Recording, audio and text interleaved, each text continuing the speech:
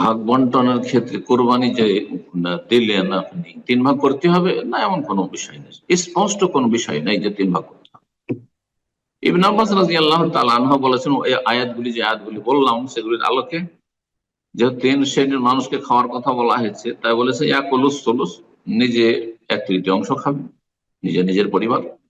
ওয়াইউতি মান আরাদা সুলুস, যাকে চাইবেন খাওয়াবেন আপনি, আত্মীয় স্বজন, আপনজন, প্রিয়জন, বন্ধু বান্ধব, যাকে চাইবেন খাওয়াবেন আপনি 1/3। ওয়াতাসাদ্দাকু বিস-সুলুস, আর 1/3 দান সাদকা করবেন গরিব অভাবীকে। তবে প্রাধান্যযোগ্য মত হচ্ছে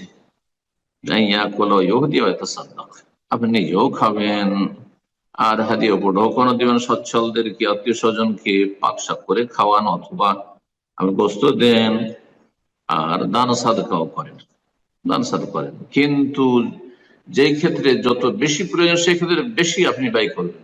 ধরেন অভাবীর সংখ্যা বেশি, তাহলে দান সাদকার পরিমাণ অনেক বেশি। আত্মীয় স্বজন, বন্ধু বান্ধব মহল বেশি, তাদের দেওয়ার প্রয়োজন রয়েছে, সুতরাং হাদিয়া তোহফা উপঢৌকনের পরিমাণ বেশি।